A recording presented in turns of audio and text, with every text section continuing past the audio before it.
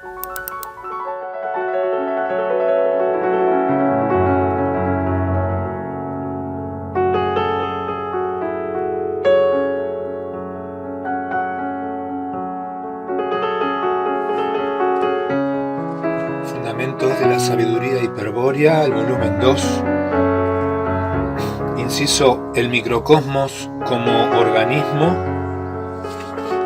artículo D, definición estructural del concepto de chakra.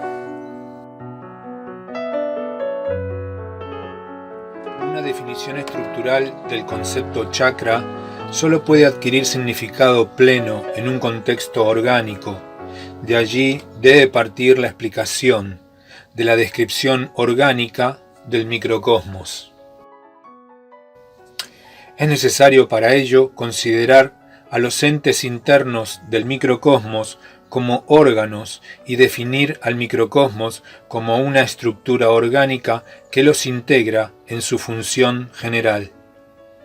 Esto es, una estructura viva, tal como el microcosmos se compone de miembros interrelacionados entre sí mediante enlaces energéticos o materiales de todo tipo. Empero, atendiendo a su función general, puede afirmarse que la estructura microcósmica constituye un organismo, cuyos miembros son órganos funcionalmente determinados. En este sentido, la función particular o característica de cada órgano contribuye o se integra a los fines de la función general del organismo. Por eso, en un organismo, la función general determina la función de cada órgano particular, y todas las funciones particulares están integradas en la función general. Ahora bien, toda función tiende hacia una finalidad, hacia una posición final o valor límite que determina por anticipado la dirección de su movimiento. En el caso de la función general del organismo microcósmico, esta finalidad no puede ser otra más que la entelequia manú. De aquí la afirmación de que la función general del organismo microcósmico tiende hacia la entelequia manú. Evidentemente, tal función general es la misma ley que hemos venido denominando función continua del progreso evolutivo, y cuya representación gráfica es la curva hélix de la figura 56. Solo nos falta agregar que los órganos, aun cuando se hallan funcionalmente compenetrados en el organismo, son en realidad entes internos del microcosmos. Vale, pues, para ellos la definición dada en el comentario sexto.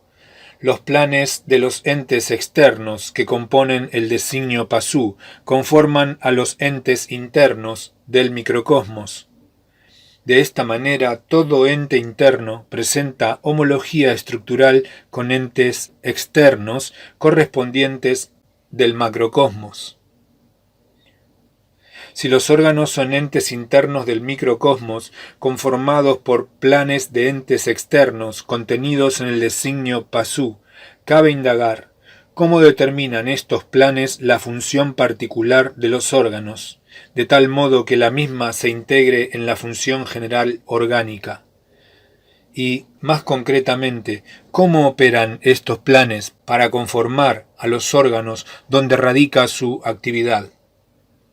Vamos a responder a estas cuestiones paso a paso. Todo se hará claro en cuanto consideremos que los entes internos del microcosmos, en tanto que órganos, contienen cada uno un sector innato del registro óntico del pasú. Resulta fácil, entonces, comprender que es el plan registrado en tales sectores el que conforma al órgano y determina su función. Con más detalle, en los sectores innatos se halla registrados los esquemas de sí mismo anteriores. Estos esquemas contribuyen desde la complexión del alma a perfeccionar el microcosmos viviente.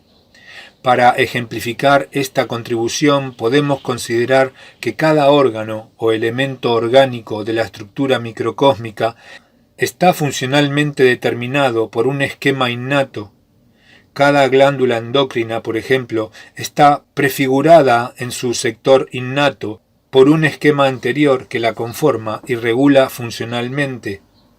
Es evidente que cada esquema de la superserie, para prestar semejante utilidad, ha de estar perfectamente codificado como plan especial del designio PASU e integrado armónicamente en su estructura.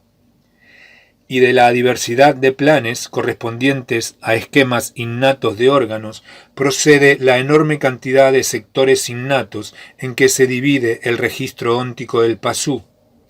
Hay que advertir que cada sector innato, uno por cada órgano, lleva un tapasigno fija o chakra, lo que debe dar una idea de que los mismos se cuentan por millones en el microcosmos.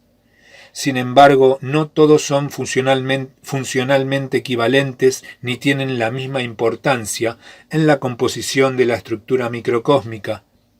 Universalmente, y la sabiduría hiperbórea coincide con ello, se ha convenido en señalar como los más importantes, desde el punto de vista del objetivo microcósmico de la finalidad, a 7 chakras, justamente aquellos que son tapasignos de los sectores innatos radicados en las glándulas endócrinas o glándulas de secreción interna.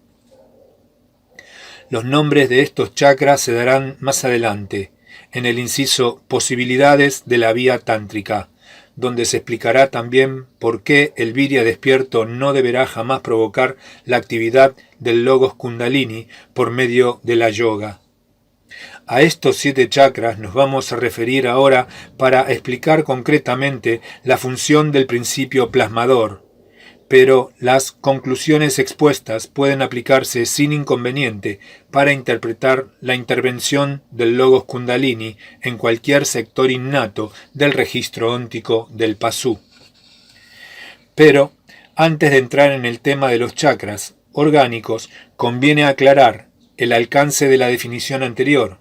Aun cuando los sectores innatos hayan sido definidos como contenidos orgánicos, es decir, como registros radicados en los órganos, tal afirmación no debe ser interpretada en sentido excesivamente literal.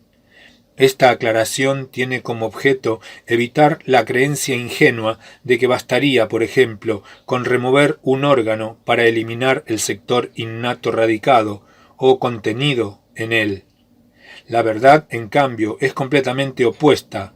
La eliminación de un órgano no afecta en absoluto al sector innato que lo conforma. ¿Por qué? Respuesta: porque el sector innato, cuyo registro plasma al órgano, se halla en realidad plasmado en el alma del PASU, en su cuerpo doble o astral.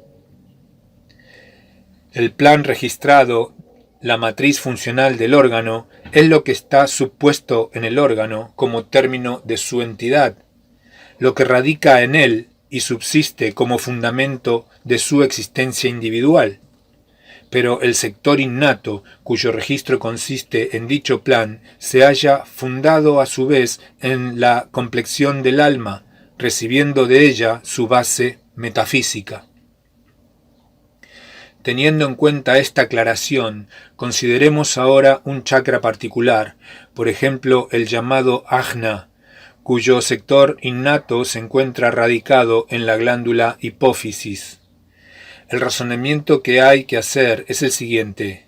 En el sector innato de la glándula hipófisis existe el registro de un esquema anterior, cuyo plan consiste en el proyecto de una glándula hipófisis experimental, es decir, un esquema hereditario proyectado experimentalmente por selección filogenética a partir del principio de la mentepsicosis progresiva.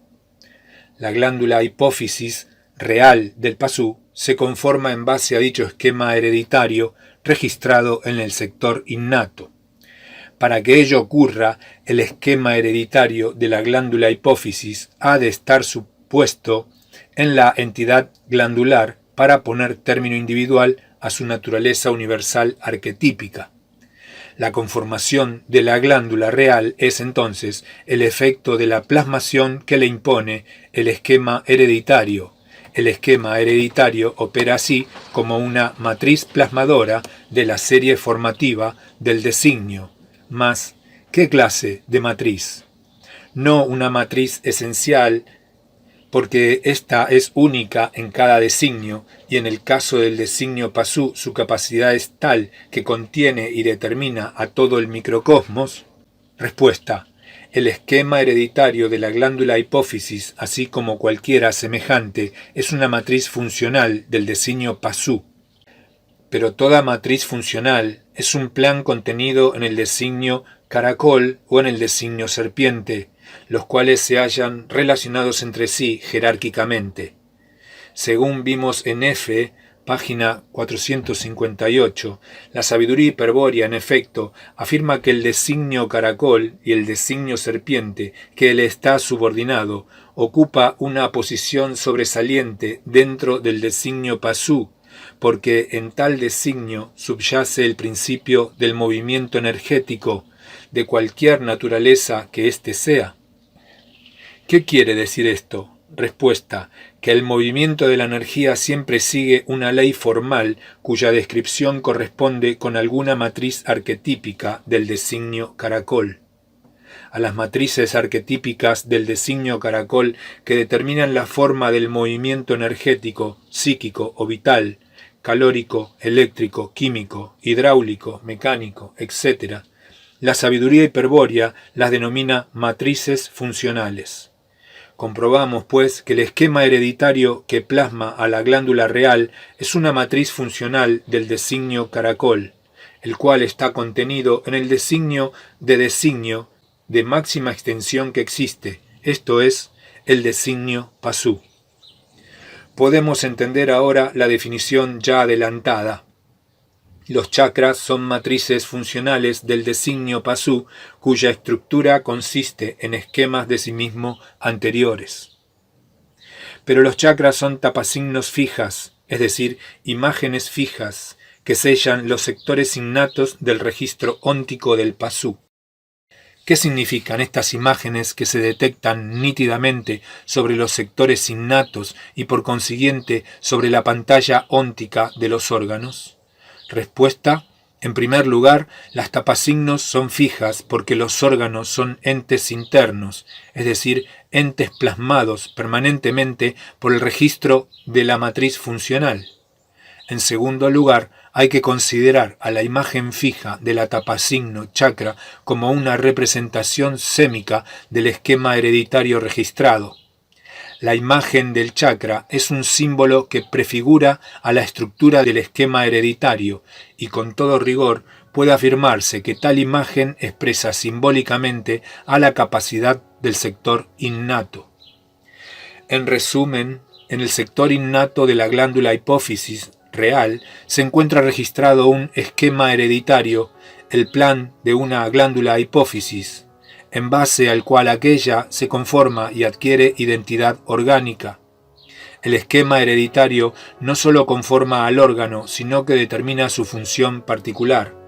Ello ocurre porque el esquema hereditario es también una matriz funcional, es decir, una matriz arquetípica del designio caracol, el cual rige todas las leyes formales de la energía micro o macrocósmica. Sobre la glándula hipófisis real, en su pantalla óntica, se distingue una imagen fija o tapasigno del sector innato. Es el chakra ajna, que representa sémicamente al esquema hereditario registrado, a la capacidad del registro. Basta con extender esta explicación a cualquier órgano microcósmico para comprender la función de otros chakras, pues ninguno difiere demasiado en lo esencial de lo que aquí se ha expuesto. Y con esto queda completada la definición estructural del concepto de chakra, a la cual hemos comprendido en un contexto orgánico.